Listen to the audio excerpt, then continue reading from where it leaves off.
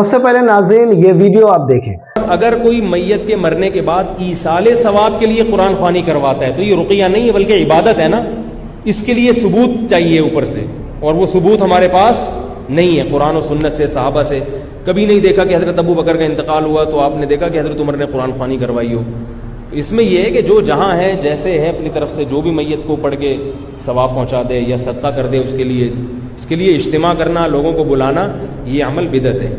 ایصال ثواب کے لیے قرآن خوانی جائز نہیں ہے.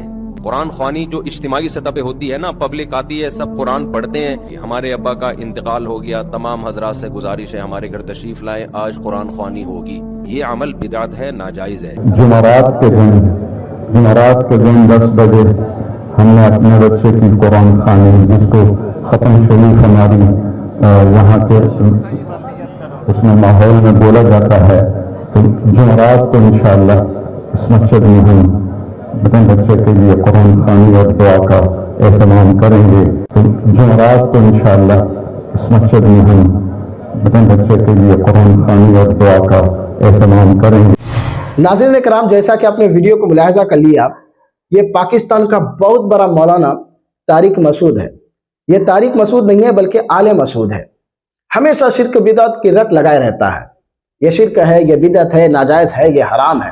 اور خاص کر کے اہل سنت والجماعت کو تو ٹارگیٹ کر کے شرک و بدعت کا فتویٰ دیتے رہتا ہے. کوئی بھی بیان اٹھا کر کے دیکھے تو یہ ناجائز ہے، یہ حرام ہے، شریعت کو توڑ موڑ کر کے پیش کرتے ہیں.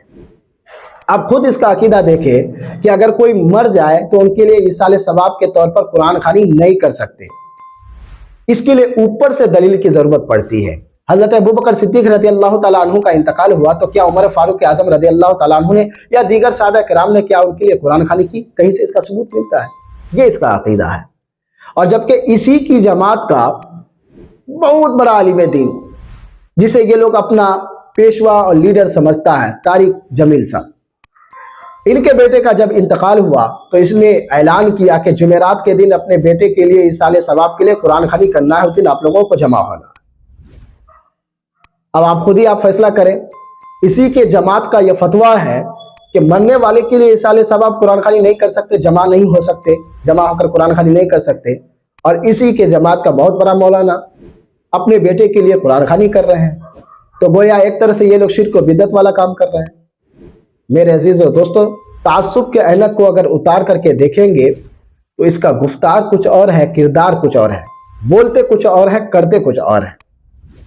خود یہ لوگ ناجائز و حرام کرتے ہیں اور دوسروں پر شرک و بدعت کا فتویٰ ٹھوکتے رہتے ہیں. نہ جانے کتنے ایسے فتاوے ہیں جو بالکل شریعت کے خلاف ہے.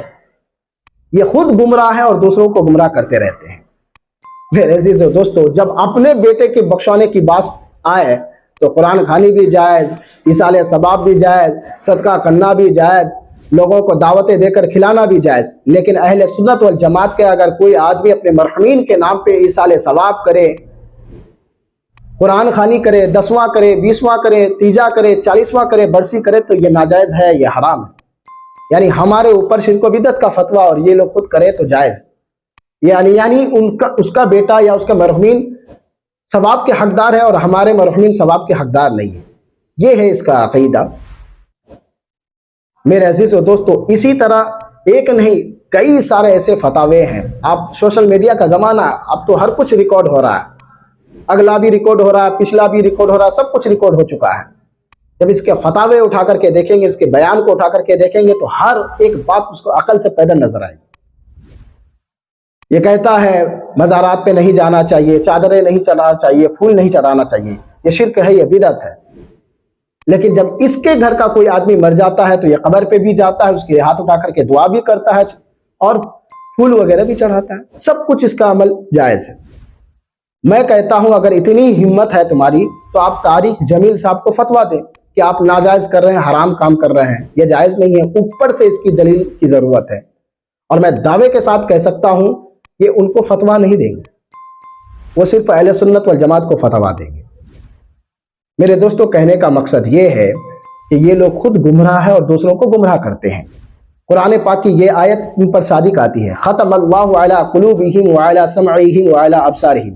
اللہ نے ان کے دلوں پر، ان کے آنکھوں پر، ان کے کانوں پر مہر کر دی ہے. اب نہ وہ حق دیکھتے ہیں، نہ سنتے ہیں، نہ ان کے دل پر کوئی بات اترتی ہے۔ یہ لوگ حق جاننے کے باوجود بھی حق نہیں بولتے ہیں، حق دیکھنے کے باوجود بھی حق نہیں دیکھتے ہیں، اس کے دل پر مہر لگ گئی ہے۔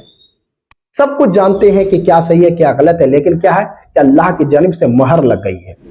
حق بولنے کی اس کو استطاعت ہی نہیں، طاقت ہی نہیں، بول ہی نہیں سکتے، توفیق خدا بندی ہی نہیں ہے۔ میرے عزیز و دوستو، تعصب کے عینک کو اتار کر کے دیکھیں کہ ان کے عقائد کیا ہے اور اہل سنت والجماعت کے عقائد کیا ہے۔ ہمارا عقیدہ تو یہ ہے کہ اگر کوئی انسان مر جائے تو اس کا ایصال ثواب کرے۔ مرنے والے کے لیے جب ایصال ثواب کیا جاتا ہے تو ان کو اتنی ہی خوشی ملتی ہے، جب زندوں کو کوئی تحفہ دیتا ہے تو اس کو جتنی خوشی ہوتی ہے بلکہ اس سے زیادہ ان کو خوشی ملتی ہے۔ اور یہ ہمارے آقا کریم صلی اللہ علیہ وسلم کی احادیث سے ثابت ہے۔ آپ کا گفتار بھی ہے اور آپ کا عمل بھی ہے، آپ نے فرمایا بھی ہے اور آپ نے کر کے بھی دکھایا ہے۔ آپ نے ایصال ثواب کیا بھی ہے اور آپ نے لوگوں کو کرنے کا حکم بھی دیا ہے۔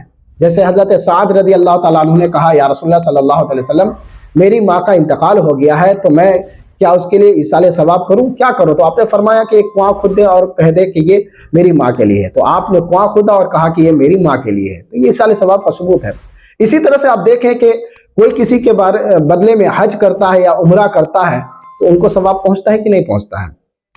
تو جب آپ کے اس عمل سے ان کو ثواب پہنچے گا تو کیا قرآن خوانی سے ان کو ثواب نہیں پہنچے گا؟ تو یہ لوگ میرے دوستوں خود گمراہ ہیں اور دوسروں کو گمراہ کرتے ہیں۔ میرے عزیز و دوستوں، اس ویڈیو کو خوب شیئر کیجئے اور ہمارے چینل کو سبسکرائب کر کے ہمیں شکریہ کا موقع دیں۔ فقط السلام علیکم ورحمۃ اللہ وبرکاتہ۔